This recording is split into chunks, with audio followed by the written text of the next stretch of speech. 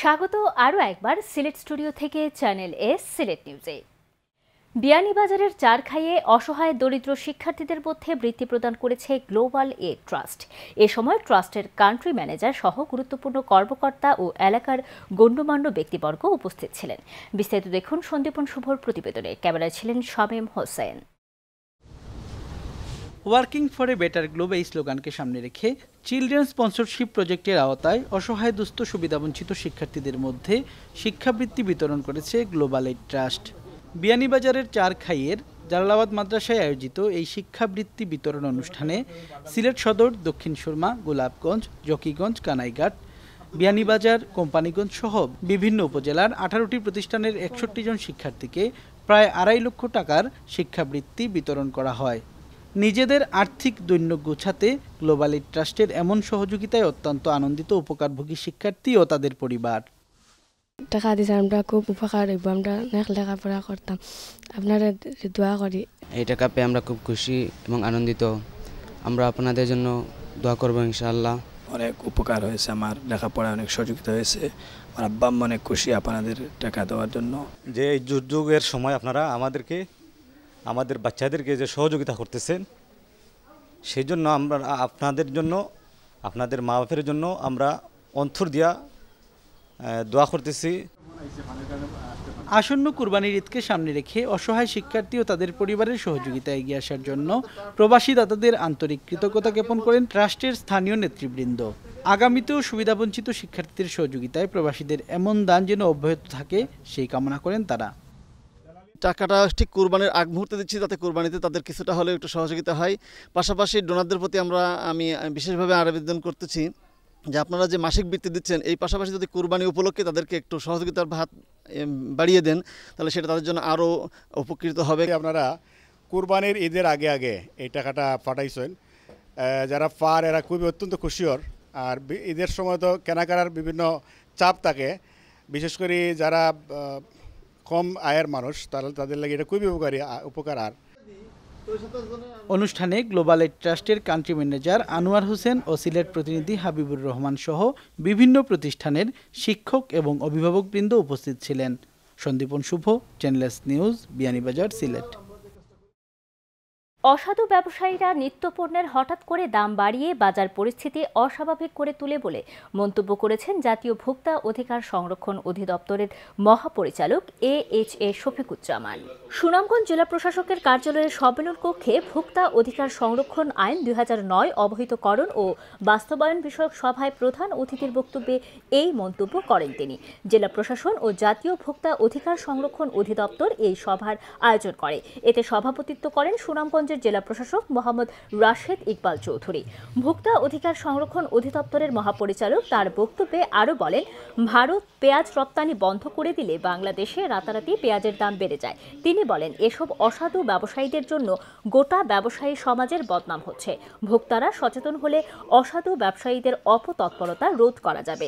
সভায় অন্যান্যদের মধ্যে বক্তব্য রাখেন পুলিশ সুপার আবু সাইদ, অতিরিক্ত জেলা প্রশাসক রেজাউল করিম, বীর মুক্তিযোদ্ধা আবু সুফিয়ান সহ আরও অনেকে। পোর্টসমাউথ বাংলাদেশ বিজনেস অ্যাসোসিয়েশনের চেয়ারম্যান ও আইডিপি পার্টনারশিপের সিইও রাজা আলী বলেছেন, সিলেট অঞ্চলে স্কিলড ওয়ার্কার তৈরি ও সিলেটের সাথে পোর্টসমাউথের পারস্পরিক সম্পর্ক উন্নয়নে জোরালো ভূমিকা নেওয়া হবে এবং আগামীতে সিলেটের শিক্ষার্থীরা যাতে পোর্টসমাউথ সিটিতে সরাসরি ইন্টার্নশিপ করতে পারে সে বিষয়েও উদ্যোগ নেওয়া হবে। Sylhet chamber of commerce and industries আয়োজিত মতবিনিময় সভায় প্রধান অতিথির বক্তব্যে তিনি এসব কথা বলেন। বিস্তারিত দেখুন সন্দীপন শুভর প্রতিবেদনে। ক্যামেরায় ছিলেন শামীম হোসেন। সিলেটের শিক্ষা, বাণিজ্য, অর্থনীতি সহ বিভিন্ন বিষয়ে সহযোগিতা এবং সিলেটের সাথে পারস্পরিক সম্পর্ক উন্নয়নের উদ্দেশ্যে বিশেষ সফর সম্পন্ন করেছে যুক্তরাজ্যের পোর্টসমাউথ বাংলাদেশ বিজনেস অ্যাসোসিয়েশন ও আইবিডির প্রতিনিধি দল। সিলেট সফরকালে এক্সচেঞ্জ অফ ভিউ শীর্ষক আলোচনা সভায় অংশগ্রহণ করে প্রতিনিধি দলটি। Sylhet chamber of commerce and ইন্ডাস্ট্রিজের সভাপতি তাহমিন আহমেদের সভাপতিত্বে সভায় প্রধান অতিথির বক্তব্য রাখেন Portsmouth Bangladesh business association PB এর চেয়ারপারসন রাজা আলী। এ সময় তিনি বলেন, বাংলাদেশের সিলেট অঞ্চলের তরুণদের শিক্ষা ও কর্মসংস্থানের উন্নয়নকল্পে কাজ করতে চায় পিবিবিএ। We want to make the students and our youngsters ready for the challenge of taking skilled jobs, not unskilled jobs.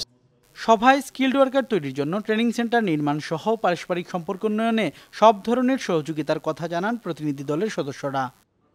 Set up a training institute in Sylhet that would allow us to have a direct input in providing skills education and also other types of education to the people here, because I believe that while we are in the UK and providing our main programs there, I think we could make the most impact by being here in the middle of in between the people of Sylhet. আমরা উদ্দেশ্য হইলে আবার হইল গিয়া যে আমরা যেন একটা ইউকে পোস্টমেটর বাংলাদেশের একটা যেন লিঙ্ক একটা আমরা স্থাপিত করতাম।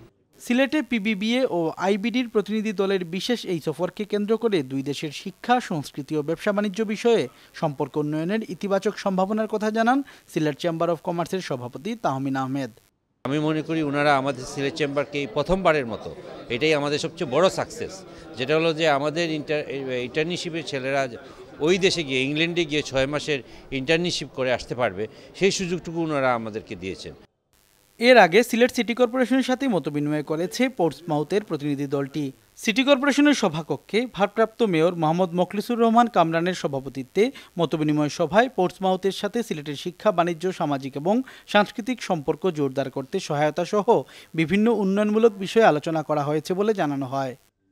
আমাদের সাথে ওনাদের আগেও আমাদের কথা হয়েছে, আগে ওনাদের সাথে আমাদের ইউমি হয়েছে।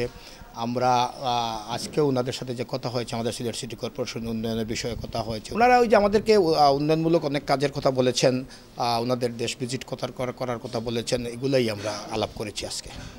সিসিক আয়োজিত মতবিনিময় সভায় উপস্থিত ছিলেন পিবিবিএর chairman Raja Ali, business development director Nicks and Jens, FCC এর অ্যাকাউন্টেন্ট ও প্রতিষ্ঠাতা MS Selina Ali, business consultant Mahbubun Noor মাবস, সিটি মেয়রের প্রধান কনসালটেন্ট ডক্টর মিসবাউর রহমান ও জনসংযোগ কর্মকর্তা Sajlul Laskar. Sandipan Shubho, channel S news, Sylhet. সিলেটে বঙ্গমাতা শেখ ফজিলাতুন্নেসা মুজিব মেডিকেল বিশ্ববিদ্যালয় অফিসার্স অ্যাসোসিয়েশনের নবগঠিত কমিটি গঠনের পরপরই বঙ্গবন্ধু শেখ মুজিবুর রহমানের প্রতিকৃতিতে পুষ্পস্তবক অর্পণ করা হয়েছে। হাজার বছরের বাঙালি জাতীয়তাবাদ ও মহান মুক্তিযুদ্ধের চেতনায় বিশ্বাসী এবং প্রধানমন্ত্রী শেখ হাসিনার স্মার্ট বাংলাদেশ গড়ার প্রত্যয়ে বিশ্ববিদ্যালয়ে কর্মকর্তাদের নিয়ে গঠিত অফিসার্স অ্যাসোসিয়েশন এর নেতৃবৃন্দ এর উদ্যোগে জাতির পিতার প্রতি শ্রদ্ধাঞ্জলি অর্পণ করা হয়। নগরীর চৌহাট্টায় অবস্থিত মেডিকেল বিশ্ববিদ্যালয় প্রাঙ্গণে স্থাপিত বঙ্গবন্ধুর প্রতিকৃতিতে মেডিকেল বিশ্ববিদ্যালয়ের অফিসার্স অ্যাসোসিয়েশনের আহ্বায়ক শমশের রাসেল ও সদস্য সচিব হুমায়ুন কবির জুয়েলের নেতৃত্বে 29 সদস্য বিশিষ্ট আহ্বায়ক কমিটির সদস্যবৃন্দ উপস্থিত ছিলেন। প্রথমবারের মতো এই অফিসার্স অ্যাসোসিয়েশন গঠিত হওয়ায় কর্মকর্তাদের সকল দাবি দাওয়া আদায় হবে বলে প্রত্যাশা ব্যক্ত করেছেন অ্যাসোসিয়েশনের নেতৃবৃন্দরা। চ্যানেলে সিলেট নিউজ আজ এ পর্যন্ত। সিলেট বিভাগের প্রত্যন্ত অঞ্চলের খবর জানতে চোখ রাখুন চ্যানেল এস এর পর্দায়। এতক্ষণ আমাদের সঙ্গে থাকার জন্য ধন্যবাদ। আল্লাহ হাফেজ।